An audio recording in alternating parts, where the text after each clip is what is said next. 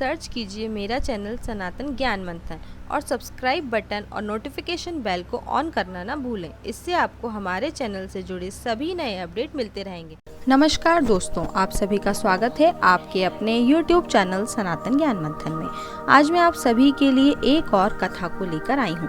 अगर आप किसी भी देवी देवता या स्थान के बारे में जानकारी प्राप्त करना चाहते हैं तो हमें कमेंट बॉक्स में ज़रूर बताएं और इसी तरह हमारी सभी वीडियो के माध्यम से जुड़े रहिए अपनी धर्म और संस्कृति के साथ। दोस्तों, आज मैं आप सभी के लिए भगवान श्री कृष्ण और उनकी सबसे प्रिय पत्नी रुक्मणी की कथा को लेकर आई हूँ।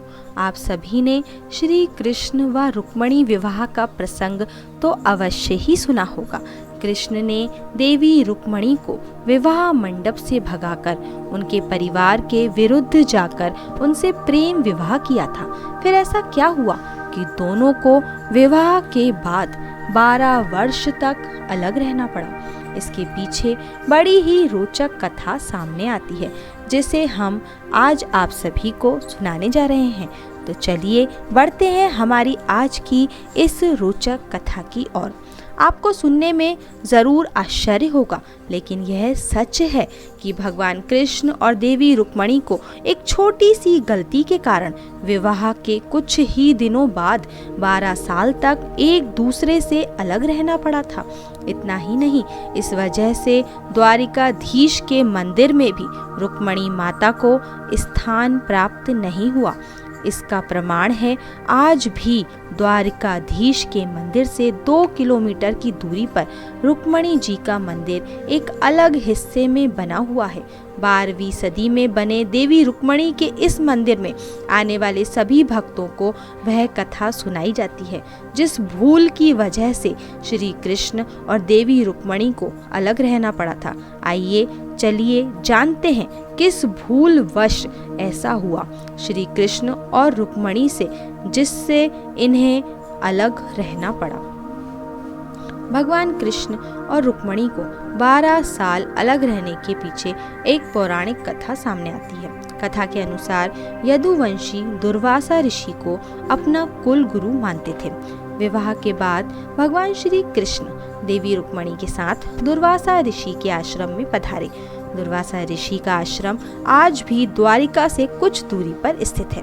भगवान श्री कृष्ण ने गुरु दुर्वासा को महल में आकर भोजन ग्रहण करने और आशीर्वाद देने के लिए आमंत्रित किया। दुर्वासा ऋषि ने भगवान कृष्ण का निमंत्रण तो स्वीकार कर लिया, लेकिन उन्होंने एक शर्त भी रख दी। दुर्वासा ऋषि ने कहा, आप युगल जिस रथ से आए हैं मैं उस रथ से नहीं जाऊंगा, मेरे लिए अलग से रथ का इंतजाम किया जाए। कृष्ण जी ने उनकी इस शर्त को सम्मान पूर्वक स्वीकार कर लिया। एक ही रथ होने की वजह से भगवान कृष्ण ने रथ के दोनों घोड़ों को निकाल दिया और उनकी जगह श्री कृष्ण और रुक्मणी स्वयं रथ में जुट गए। इस रथ पर दुर्वासा ऋषि बैठे और भगवान श्री कृष्ण देवी रुक्मणी के साथ रथ खींचने लगे। रास्ते में देवी रुक्मणी को प्यास लगी।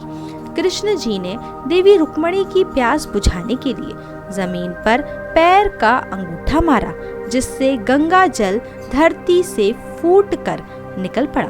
गंगा के जल से रुक्मणी और कृष्ण ने प्यास बुझा ली, लेकिन ऋषि से जल के लिए नहीं पूछा। कृष्ण जी और देवी रुक्मणी के इस व्यवहार से ऋषि दुर्वासा को क्रोध आ गया। क्रोध में आकर दुर्वासा ऋषि ने भगवान श्री कृष्ण और देवी रुक्मणी को 12 साल तक अलग रहने का श्राप दे दिया। साथ ही यह भी कहा कि जिस जगह गंगा प्रकट की है वह स्थान बंजर हो जाएगा। इसके बाद दोनों 12 साल तक अलग ही रहे। जहाँ रुक्मणी जी रहीं वहाँ उन्होंने 12 साल भगवान विष्णु की कठिन तपस्या की। तपस्या से प्रसन्न होकर विष्णु भगवान ने रुक्मणी जी को श्राप मुक्त किया। दुर्वासा ऋषि के श्राप के कारण ही यहाँ जल का दान किया जाता है।